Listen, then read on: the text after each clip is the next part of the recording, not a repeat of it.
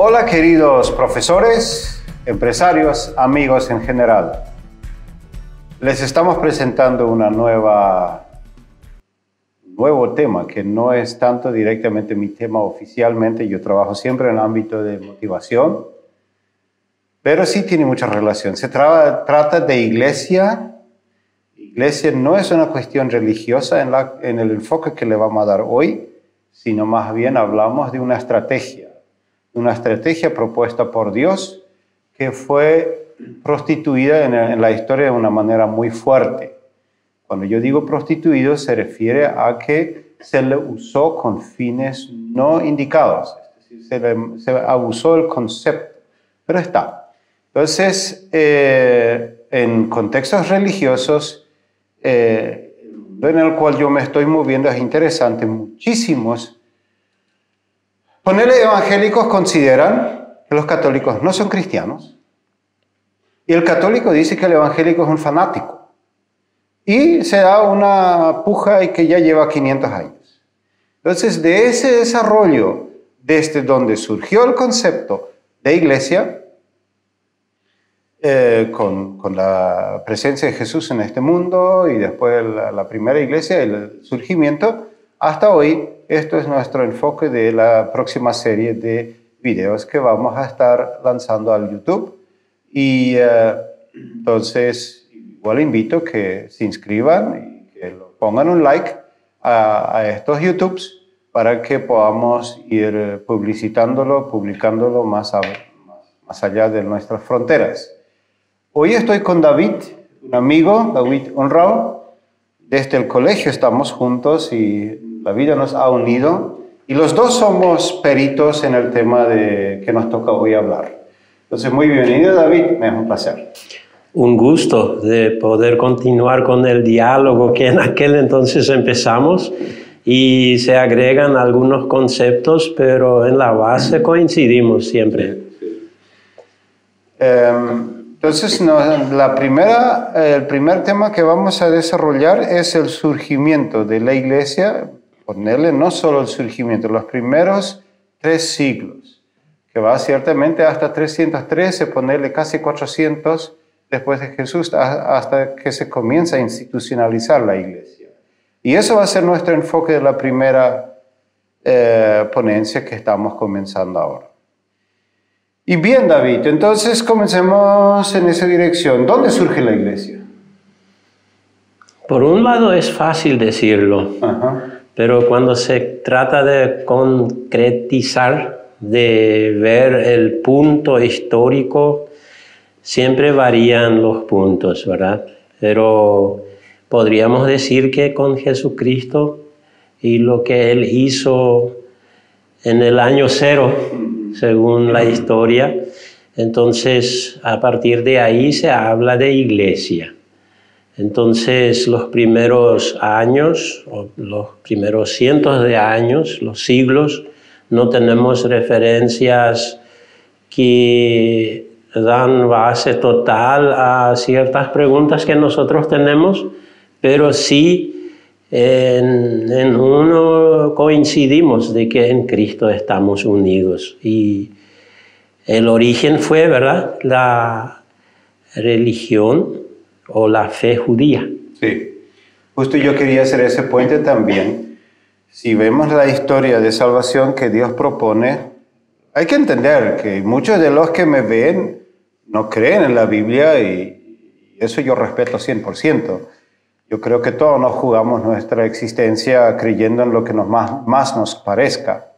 Pero si nos fijamos en lo que es el desarrollo de la Biblia, tenemos el Antiguo Testamento, que es la historia de Israel. Y también eso hace un desarrollo, digamos, institucional, porque es un gobierno, es un pueblo. Entonces, hay leyes, hay matanzas, hay crueldades y cosas así, que para muchos dicen, si eso es el Dios de amor, no es un Dios de amor, porque es cruel en el Antiguo Testamento. Bueno, eso no vamos a tomarnos el tiempo de hoy, sino lo que yo quiero decir es, el Antiguo Testamento fue un proceso de una relación institucional que tenía Dios mediante el pueblo de Israel con la humanidad. después, bueno, el único que estaba muy centrado en su propia cultura era en realidad Israel. Dios quería abrir siempre. En toda la historia Dios tenía una mente abierta. Lo pueden verificar, es muy interesante. En el Nuevo Pacto, sí o sí, es de manera genérica, universal, que Dios ya se dirige hacia el pueblo de todas las naciones y es muy abiertamente, ya ciertamente no el Dios de Israel, sino es el Dios de la Biblia, el Dios de todos, porque es para todos y es de todos. Entonces en el Nuevo Pacto ya no reina lo que es la imposición y las reglas, sino ahí reina ya lo que es una relación establecida, profunda y a base de mutuo acuerdo, tanto aquel quien decide vivir con Jesús y aquel que no vive con Jesús. Si hablamos del surgimiento de la iglesia, entonces, como ya se indicó, es con la existencia, digamos, la vida de Jesús en esta tierra, ponerle que tenía 30 a 33 años hasta que fallece y resucita, y entonces cuando Él se va, curioso es que Jesús termina todo lo que se refiere al qué, lo que es el plan de salvación, lo que hay que hacer, pero el cómo llevar a cabo, lo deja sin respuesta alguna. No hay ni una respuesta al cómo. Él tiene prácticas de las cuales se puede deducir. Por ejemplo, él visitaba unos 6, 7 puntos. Uno, el más famoso ciertamente es los 3 hermanos, Lázaro, María y Marta. Entonces, ahí él, por ejemplo, se fue 12 veces en el total, que sería un promedio de 4 veces al año, algo así. Esos son puntos, tipos de iglesia que Jesús anuncia con su práctica. Pero cómo llevarlo a cabo, se ve luego en los apóstoles hay conceptos muy, muy diferentes. Pero eso está bien. Yo creo que eso justo fue el propósito. Para mí que Jesús dijo muy claro, o dejó muy claro, el cómo ustedes se lo ven. Porque les confío. Para mí sería importante recalcar un poquito más de lo que nosotros llamamos Antiguo Testamento. Okay. Viste que se habla de las crueldades, se habla hasta de guerras, pero también en el Testamento que llamamos también Primer Testamento, porque es la base de todo lo que viene después. Ahí hay un libro que se dedica a hablar del amor, en el libro de Cantares. Sin entrar mucho más de eso, es un Dios de amor que se manifiesta de una forma donde se está dando las bases para recibir el perdón, aunque sea de una forma que nosotros mirando hacia atrás es muy difícil en algunos detalles captar esos conceptos.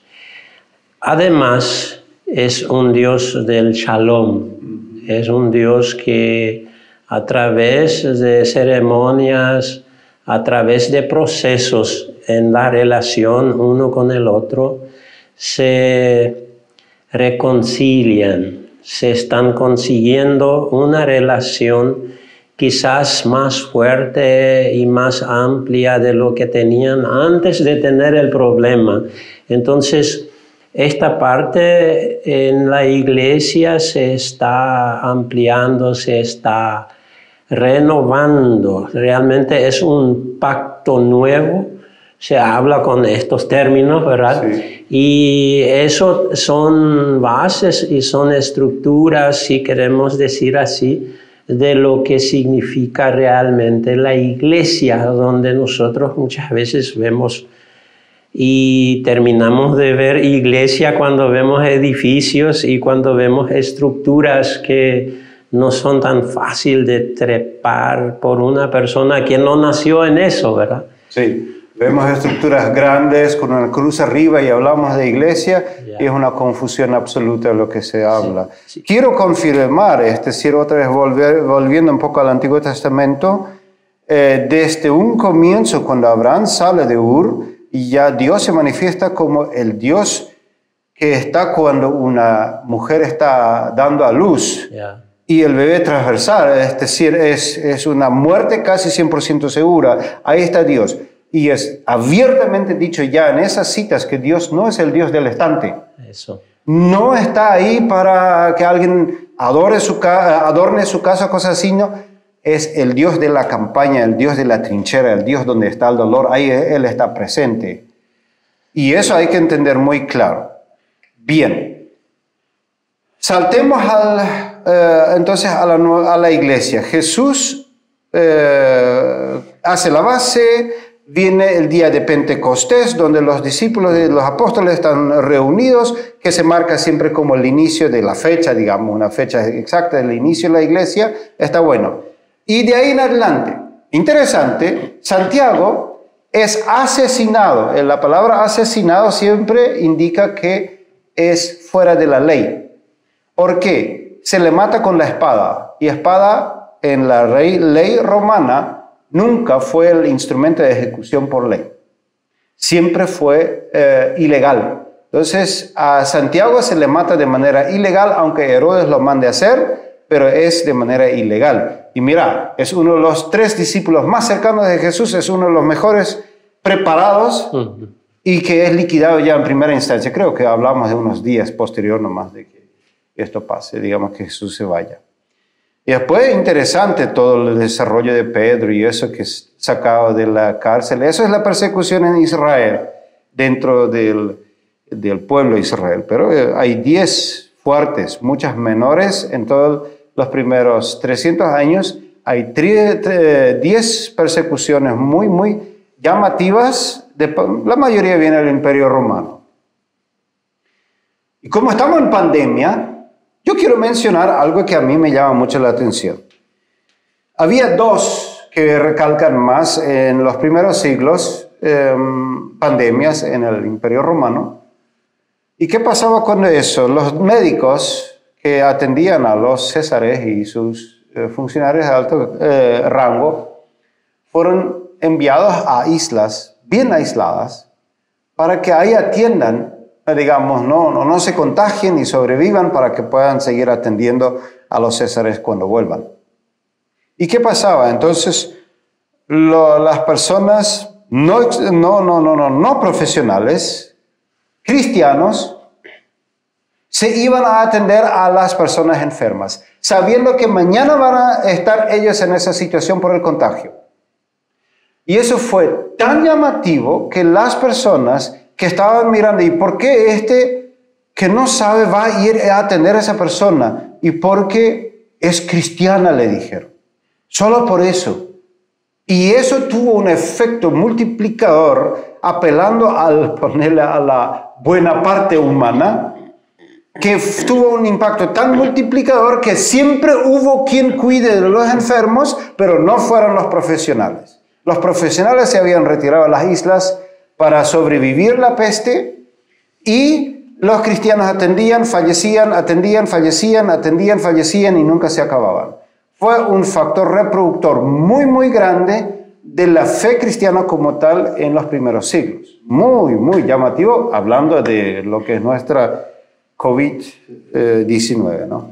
Entonces, ahí podríamos recalcar algunos principios que tal vez vemos y en parte se han perdido, de que sería el concepto de mártir, de ser sacrificado por la causa. Entonces, en primer lugar, volviendo al tema del amor, ¿qué le motivaba a las personas para servir de esta forma? La motivación para el servicio. Entonces, el servicio es claramente una característica también de lo que tuvo el maestro, ¿verdad?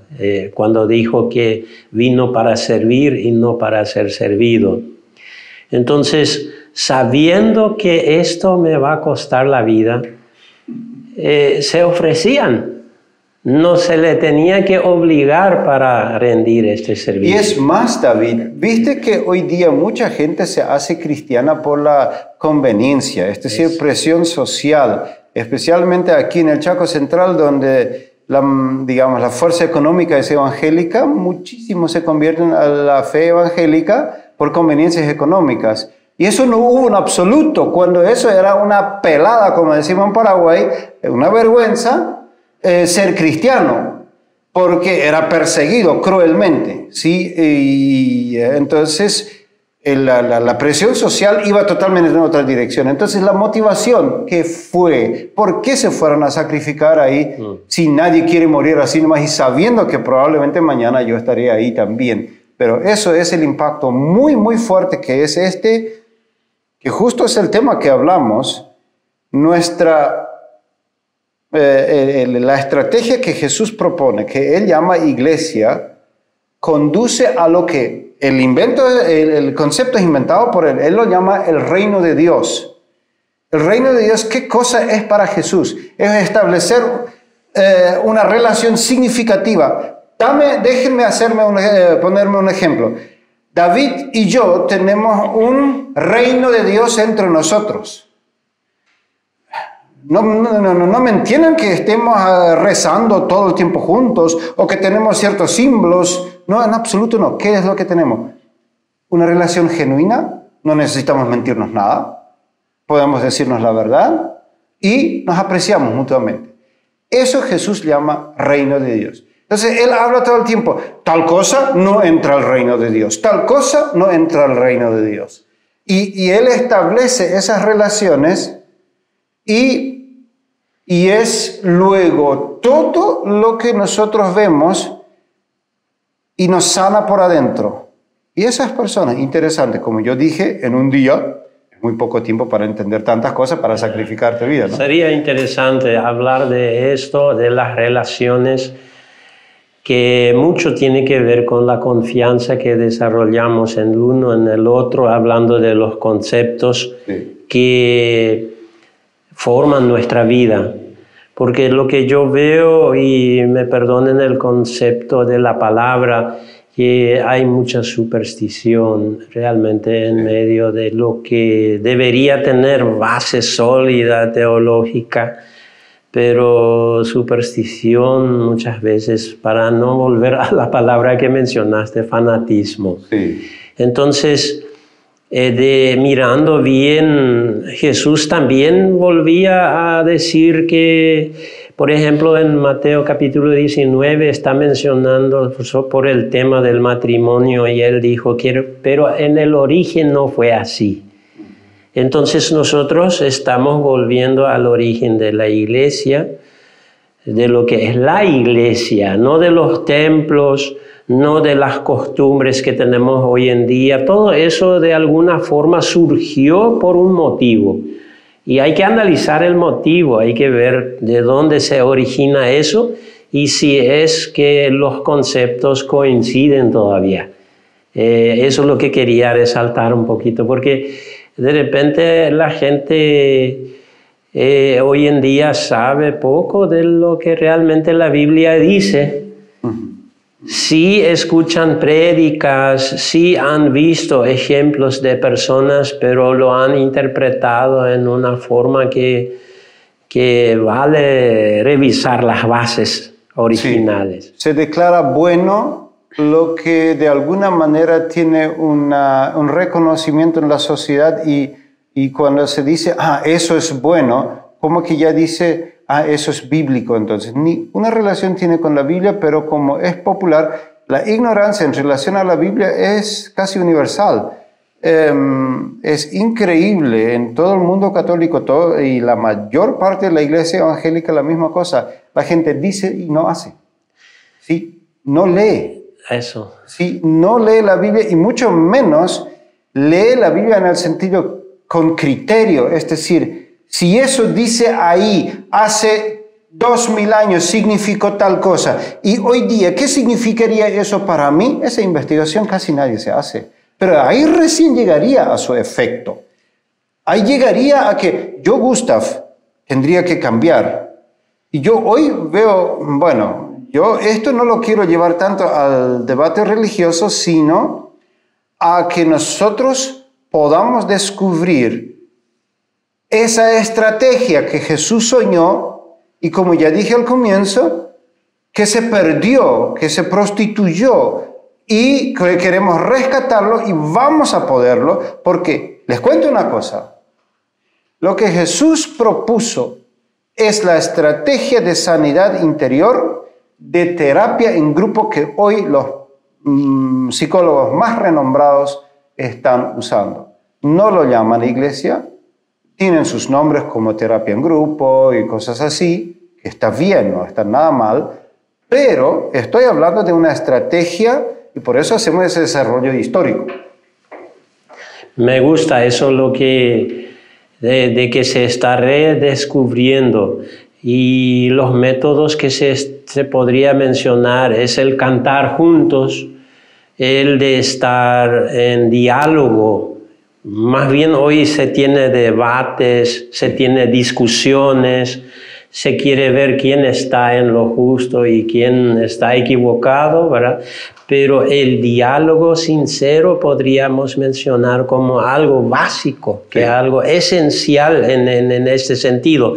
Y por eso a mí me gusta recalcar eso y decir que a veces ya se discute que tal Biblia de tal año, todo eso, pero a mí lo que me impresiona y me gusta tanto y lo digo también para provocar un poco, digo que la Biblia se escribió cuando éramos cristianos todavía.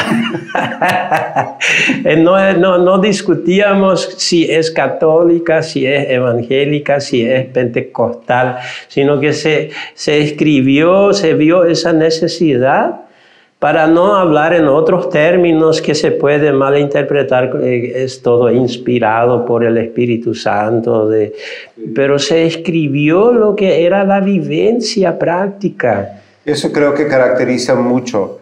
Bien, nos vamos mucho a la Biblia y es bueno, pero vamos volviendo a lo que fue la primera iglesia. Otro factor muy interesante, primera iglesia, ese concepto normalmente se usa para los 300 años, solo para que tengamos claro. Sí, los 300 años. Otro factor muy interesante es la perspectiva de la mujer. La mujer era considerada, tanto Platón, Sócrates y otros están diciendo, no, fue Aristóteles, pero está en sus escritos como La Democracia o Polis o lo que fuera, el otro no era Polis, era otro nombre, pero igual. Ellos estaban diciendo que no es nada fuera de pista que cuando una pareja tenga bebé niña, femenina, que lo asesinen después del nacimiento. Entonces las familias en el Imperio Romano tenían normalmente una niña y los varones cuando nazcan. ¿Por qué solo una niña? Las demás se despedían después de nacer. Entonces, a la pinta, estamos hablando de crueldades, sí, son cosas que no se ven en la historia. Entonces, eso tenés en las culturas griegas y también, y eso muy influenciado sobre todo lo que es greco-romano, tenés de manera universal y hasta neotestamentarias, es decir, en el tiempo de 150 después de Jesús, un señor, por ejemplo, escribe a su esposa, él cuando eso está en Alejandría, él dice, una vez que me paguen, yo te voy a enviar el dinero. Y por favor, si nace el bebé y es niña, por favor, despídala, y si es varón, cuídalo. Sí, y oye, esto es horrible. ¿Y la fe cristiana? Leamos lo que Jesús hace. Jesús hace, cuando Él está en una crisis, lavarse los pies de una mujer, secándolo con su cabello. La conexión con la mujer que Jesús establece es mega revolucionaria. Y después, ¿qué hace? Ya Jesús fallecido y ido al cielo, está la primera iglesia. Las mujeres eran, miren los escritos de Pablo, esposos amen a sus esposas, entreguen su vida a sus esposas como Cristo ha entregado su vida a la iglesia, etc. Esos son escritos neotestamentarios. Y muy extremadamente revolucionarios, que hoy día no lo pillamos porque no sabemos ese contexto, porque va directamente contra el machismo romano, porque el machismo romano como que despreciaba la debilidad, que toca el sexo femenino. Imagínese que usted es la esposa del César o uno de los generales y tu marido va a mandarte matar tu hija cuando nace tu hija y los cristianos están diciendo que no. Eso no se hace. Se respeta a las mujeres, se los deja vivir y se ama a las esposas. No se los castiga, no se lo pega y todo lo que es violencia familiar. Ahí voy al grano.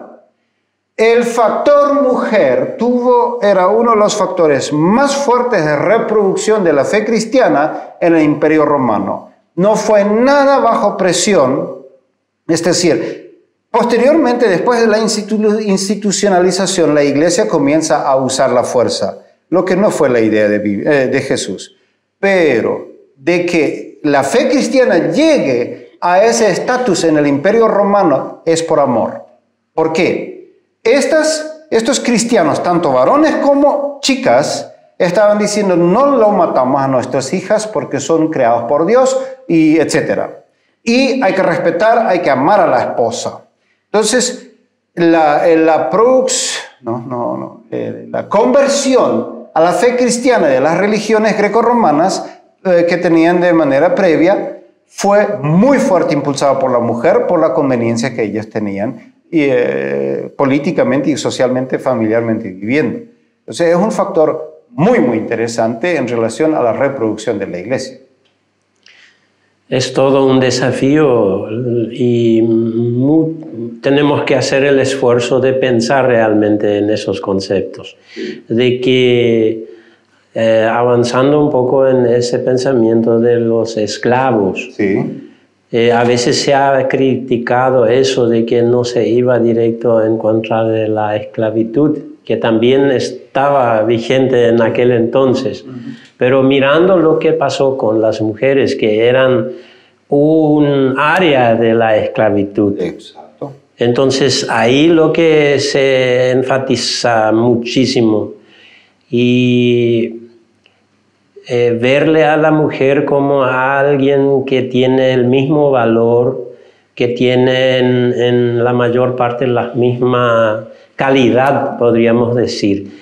En sus roles son diferentes de repente, pero eso no varía nada en el respeto de la vida y darle su lugar en la sociedad. No, y hablamos de cosas muy crueles, es decir, a un perro se le consideraba más importante que a la mujer.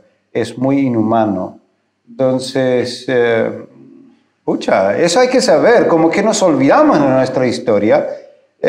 Y después, si es justo otra vez Pablo que habla de la esclavitud y eso, y él dice muy, muy claro, como esclavo, si vos naciste como esclavo, sirva con dignidad, sea fiel. En el momento cuando se te dé la oportunidad, aprovecha, permita que se te haga libre, pero si tú eres dueño de esclavos, no los maltrates. Dice muy abiertamente. Bien claro. Sí, bien claro. Y mirando la historia, tenemos momentos en la historia donde a los esclavos se daba para que vivan otra categoría.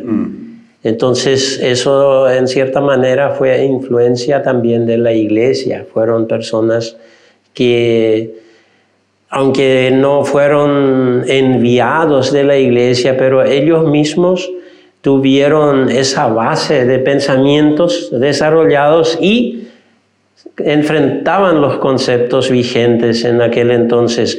Y creo que hoy en día nosotros también tenemos que ver la situación donde realmente, hablando así, hay políticas, hay economías donde faltan los conceptos para saber cómo continuar, cómo enfocar el futuro.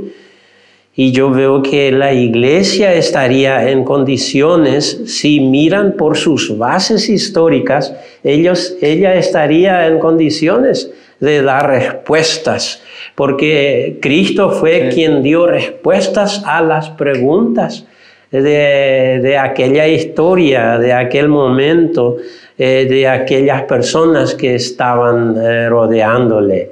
Mira, si nosotros vemos iglesia como concepto de relación genuina, donde yo no te predetermino como yo creo que tú tienes que ser, responde a lo que tú me estabas diciendo. Yo estoy agarrando la Biblia, gracias por haberlo traído, David.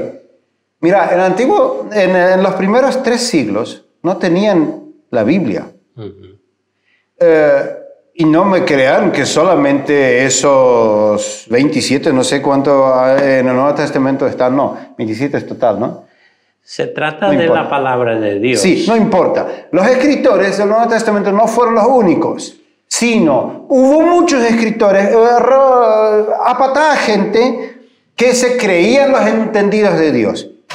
Y yo digo, ¿cómo la iglesia supo entonces qué es la verdad de Dios? ¿Cómo supo? ¿Tú tienes idea? Porque no tenían la Biblia para leerlo. Si Pablo escribía una carta, era un ejemplar, y llegaba a un destino, él dice en sus cartas, por favor, háganlo leer en diferentes partes. Pero hablamos de muy poca gente que lo pueda leer las cartas de él. Y no eran declarados como palabras santas, sino Pablo era una persona como tú y yo. Entonces que David me escriba una carta y me dice, Gustav, no vayas a ser loco con la gente que son tus esclavos, no vayas a despreciarlo. Ah, sí, eso dice David. Pero ¿cómo ellos lograron entonces crecer en la fe? ¿Tienes idea? Una muy buena pregunta que creo que eso nos da pista de lo que hablar, porque muy ocupado estamos con el ganar dinero, Sí. muy ocupado estamos con la política, muy ocupado estamos con los juegos, cuántos goles y quién perdió.